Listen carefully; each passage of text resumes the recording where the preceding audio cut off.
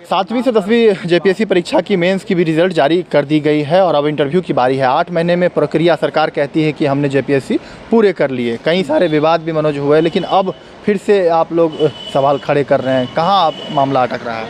देखिए, ये बोले ना कि आनन फानन में जो बोला कि 8 महीने में जो हम वो क्लियर कर दिए, ये कैसे किए सो आप नहीं देखें कि जो स्कूल में वह पढ़ा था लड़का उसी में उसका सेंटर दे दिया गया, जैसे तैसे पास कर गया, क्वेश्चन आउट हो गया सर।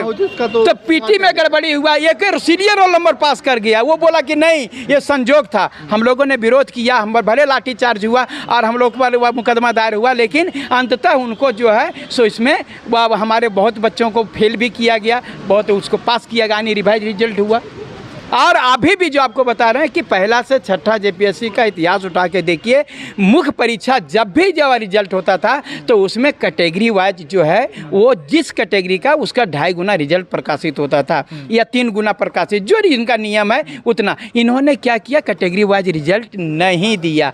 पते नहीं है कौन कहाँ पास कर ले। कैटेगरी वाला का उतना कैटेगरी में उतना गुना आया है कि नहीं आया से हो पता नहीं, कि खाली जनरल वाला पास कर गया, कि खाली एसटी पास कर गया, कि एससी पास कर गया, कि ओबीसी पास कर गया, कुछ पता नहीं है। यानी जो कैटेगरी आप लोगों ने पीटी में खड़े किए थे वही सवाल आप मेंस में आप लोग खड़े कर रहे हैं। पीटी में सुधार किया गया, लेकिन अब मेंस में आगे नहीं वाह वो हो रहा है। तो कैटेगरी वाइज रिजल्ट नहीं दिया। दूसरा कि कटअप जारी नहीं, पीटी में भी कटअप नहीं जारी किया था।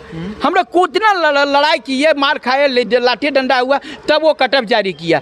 यहाँ भी कटअप जारी नहीं किया, जबकि अभी तक जितना भी जेपीएससी होता था उसमें कटअप जारी किया जाता था।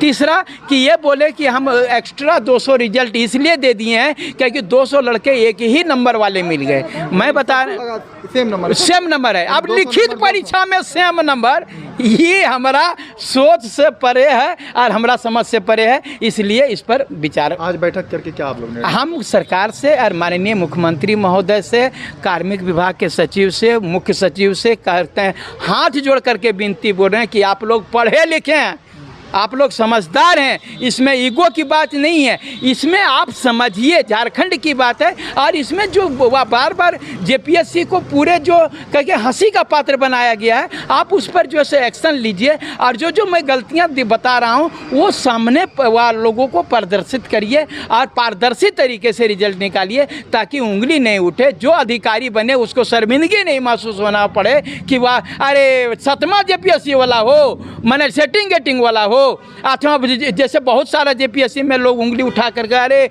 ले। तो देखिए मानव उन लोगों को भी ईगो लगता है, अधिकारी बन करके भी सामने में जो है नहीं वह जा पाते हैं, वह क्या कहते हैं स्वतंत्र रूप से, क्या कि वहाँ पर जनता बोलने वाला तो मुँह बोले यार वही है सेटिंग गेटिंग वाला, वो बेचवा वाला है। लेकिन मनोज, सबसे बड़ा सवाल यहाँ पर यह हो जाता है कि जिन अभ्यर्थियों का नहीं होता है, वैसे में लोग कहते हैं कि जिन अभ्यर्थियों का नहीं होता है वह अभ्यर्थी इस तरीके से हल्ले करते हैं, भ्रष्टाचार नहीं है, सही तरीके से सब कुछ हो रहा है।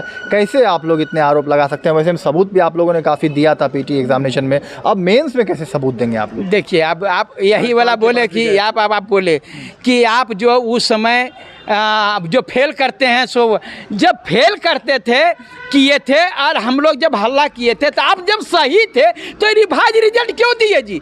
ये पगला वाला प्रश्न है। ये जो है आप बताइए, यदि हम गलत थे तो आप रिवाइज रिजल्ट क्यों दिए?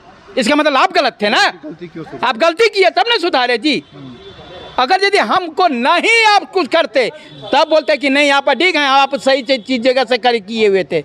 हम अगर बताए उसके बाद में आप दिए ना जी, कोर्ट के सामने में गिड़गिड़ाए ना जा करके, बोल नहीं मालिक हम ही हैं। तो ये चीज़ें गड़बड़ियाँ हैं तो आप स्वीकार कर लो। और इसमें ईगो की बात नहीं होती है, ये पर्सनल, चूँकि ये संस्था जेपीएससी संस्था का बात है, इसमें पर्सनल कोई अध्यक्ष महोदय या कार्मिक सचिव या मुख्य सचिव या मुख्यमंत्री का नहीं है। तो मेंस एग्जामिनेशन को लेकर भी कोर्ट में जाएंगे अभ्यर्थी? जाएंगे ही, निश्चित रूप से जाएंगे, क्योंकि अब वह देखिए अभी हम लोग पीटी क्लियर भी नहीं है, वहाँ एफिडेविट दायर करने के लिए बोला है और एफिडेविट अभी तक नहीं जेपीएससी दायर किया, आनंद फानन में मुख्य परीक्षा का रिजल्ट निकाल दिया। ये कहीं ना कहीं गड़बड़ी है।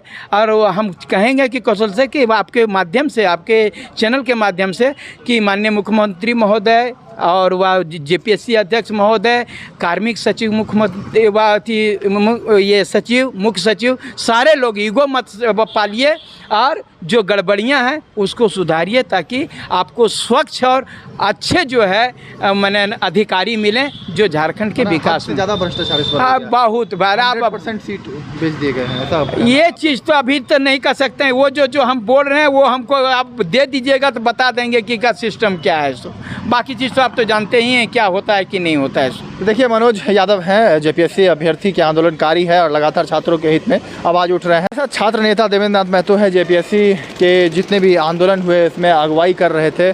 देवेंद्र, फिर से 8 महीने बाद जो है रिजल्ट मेंस के भी निकाल दिए गए। वैसे में अब क्या हो गया? पीटी में तो आप लोगों ने इतना हंगामा किया, रिजल्ट में सुधार भी हुआ, लेकिन अब मेंस को लेकर अब मामला चूंकि कोर्ट में है, इस वक्त भी पीटी एग्जामिनेशन को लेकर 7वीं जेपीएससी, 6ठी जेपीएससी सभी कोर्ट में मामले फंसे हुए। लेकिन अब मेंस के एग्जामिनेशन के जो क्लियर हुए गए, सरकार कहती है कि 8 महीने में जो है रिजल्ट क्लियर कर लिया गया, पहली बार ऐसे हुआ है। लेकिन आप लोग आज बैठक किए, क्या कुछ कहना चाहेंगे?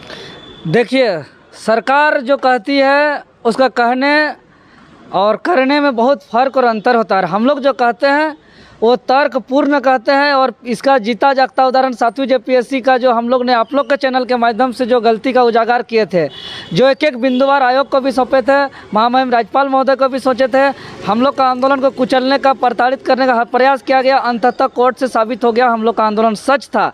उसी प्रकार अभी जो मुख्य परीक्षा का जो रिजल्ट की हम बात कर रहे हैं, ये अभी बिल्कुल तर्कपूर्ण बात कर रहे हैं, तथ्यात्मक रूप से बात कर रहे हैं। इस रिजल्ट को आप देखने से ही पता चलेगा। आप देख सकते हैं ये रिजल्ट सामने जो, हाँ, ये मेन मुख्य परीक्षा 7वीं से 10वीं जेपीएससी का ये रिजल्ट है।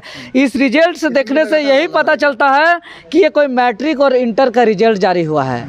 ये कोई राज्य की सबसे बड़ी संस्था जेपीएससी आयोग की परीक्षा फल कहीं से भी नज़र नहीं आता है, जबकि ये नियमावली कहती है मुख्य परीक्षा, जबकि ये लगातार तो और कई बात है। सबसे बड़ी बात है कि इसका नियमावली जो है जेपीएससी के परीक्षा का रूल कहती है, इसका रूल कहती है कि सीट का 2.5 गुना रिजल्ट निकालेंगे और हर कैटेगरी को एसटी, एससी, ओबीसी सभी कैटेगरी को 2.5 गुना मौका इंटरव्यू के लिए देंगे। लेकिन इस रिजल्ट से पूरी तरह अंधकार है, पता नहीं चल रहा है कौन कैटेगरी के कितने स्टूडेंट इंटरव्यू देंगे। सबसे बड़ी मुद्दा अब इससे कब सिर्फ एक ही कैटेगरी का है कि सिर्फ जनरल का ही है कि सिर्फ एसटी का है कि सिर्फ एससी का है कि सिर्फ एबीसी के छात्र हैं, ये पता नहीं चल रहा है, ये अंधकार में है। और सबसे बड़ी बात, कटअप भी जारी नहीं किया गया है और कौन कैटेगरी के कितने स्टूडेंट इंटरव्यू में जाएंगे ये पता नहीं चल रहा है, जबकि रूल ये कहती है कि हर कैटेगरी का 2.5 गुना इंटरव्यू में देना है। लेकिन जो रिजल्ट जो आया है वो 2.5 गुना से ज़्यादा 3 गुना से भी पार आ गया है, 3.5 गुना के आसपास। मतलब जब हम लोग सवाल कर रहे हैं कि 2.5 गुना की जगह 3.5 गुना कैसे रिजल्ट आ गया, तो आयोग कह रही है कि सेम नंबर आने वाले की वजह से जो है कि रिजल्ट बढ़ गया।